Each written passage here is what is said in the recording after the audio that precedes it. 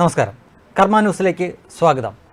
നടൻ ദുൽഖർ സൽമാനെ കാണാനില്ല എന്ന വാർത്തയാണ് പുറത്തേക്ക് വരുന്നത്. കഴിഞ്ഞ ദിവസം മലപ്പുറത്ത് വെച്ചാണ് അദ്ദേഹത്തെ കാണാതായത് എന്നാണ് പറയപ്പെടുന്നത്. കഴിഞ്ഞ ദിവസം മലപ്പുറത്ത് ഒരു ദാരുണമായ സംഭവം അരങ്ങേറിയിരുന്നു. നമുക്കെല്ലാവർക്കും അറിയാവുന്ന പോലെ മലപ്പുറത്ത് ചെറിയ ചെറിയ ഫുട്ബോൾ ക്ലബ്ബുകളുണ്ട്.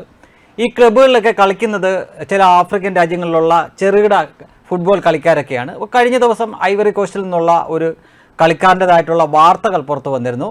ഐവറി കോസ്റ്റുകാരനായ ഈ കളിക്കാരനെ കളിക്കിടയിൽ കാണികൾ വംശീയമായിട്ട് ആക്ഷേപിക്കുകയുണ്ടായി. മാത്രമല്ല അദ്ദേഹത്തിന് നിറം വെച്ചിട്ടും അദ്ദേഹത്തെ കറുത്തവനെന്നും കറുത്ത കുരങ്ങെന്ന് ഒക്കെ വിളിച്ച് അദ്ദേഹത്തെ ആക്ഷേപിക്കുകയുണ്ടായി. സ്വാഭാവികമായിട്ടും മനുഷ്യൻ പ്രതികരിക്കും.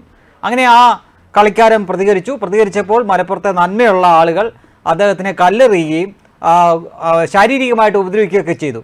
അങ്ങനെ മാനസികവും ശാരീരികവുമായിട്ടുള്ള ഉപദ്രവമെല്ലാം കിട്ടിയതിന് ശേഷം ഈ ഐവറി കോസ്റ്റുകാരനായിട്ടുള്ള കളിക്കാരൻ എംബസിയിൽ പരാതി കൊടുക്കുമെന്ന് പറഞ്ഞു. മാത്രമല്ല കേരളം എന്നെ ഭയപ്പെടുത്തുന്നു എന്ന രീതിയിൽ പറഞ്ഞു. ഇനി കേരളത്തിൽ കളിക്കാൻ എനിക്ക് താല്പര്യമില്ല എന്ന തരത്തിലുള്ള വാർത്തകൾ വന്നു.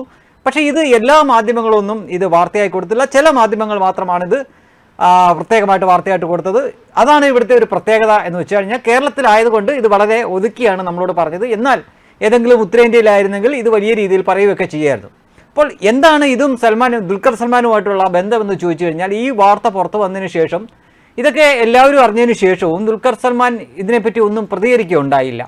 അതിൻ്റെ അർത്ഥം അദ്ദേഹം സ്ഥലത്തില്ല, അല്ലെങ്കിൽ അദ്ദേഹം മിസ്സിംഗ് ആണ് എന്നാണ്. കാരണം ഏതാനും ദിവസങ്ങൾക്ക് മുമ്പ് പോലും അദ്ദേഹത്തിൻ്റെ തല അപമാന ഭാരം കൊണ്ട് കുനിഞ്ഞുപോയി എന്ന് അദ്ദേഹം പറഞ്ഞതാണ്. അതിനുള്ള കാരണം ഛത്തീസ്ഗഡിലോ മറ്റോ, അത് ഉത്തരേന്ത്യയാണല്ലോ, അവിടെ മറ്റോ ഒരു വിദേശ വനിത ആക്രമിക്കപ്പെട്ടു.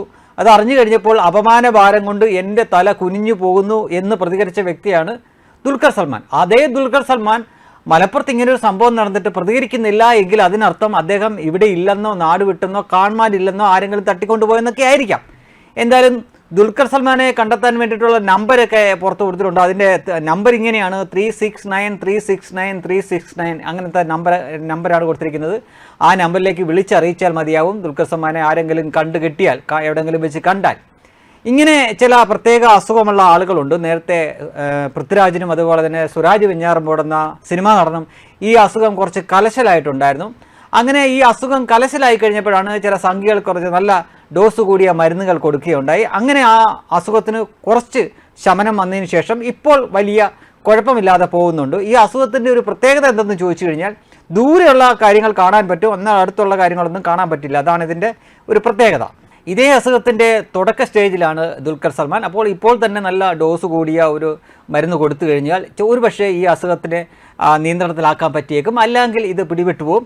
അതാണ് ഈ അസുഖത്തിൻ്റെ ഒരു പ്രത്യേകത. എന്തായാലും ദുൽഖർ സൽമാനെ കാണാനില്ല എന്ന വാർത്തയാണ് പുറത്തു വന്നിരിക്കുന്നത്. ഞാൻ നേരത്തെ പറഞ്ഞ പോലുള്ള ആ നമ്പറിൽ കണ്ടുകിട്ടുന്നവർ അറിയിച്ചാൽ നന്നായിരിക്കും. മലപ്പുറത്ത് ഇങ്ങനൊരു സംഭവം നടന്നിട്ടുണ്ട്. മലപ്പുറത്തെ പറ്റി പറയുമ്പോൾ ചില ആളുകൾ ഭയങ്കര നന്മയുള്ള ആൾക്കാരാണെന്ന് പറയും. ഇതായിരിക്കും അവരുടെ ഒരുപക്ഷെ നന്മ.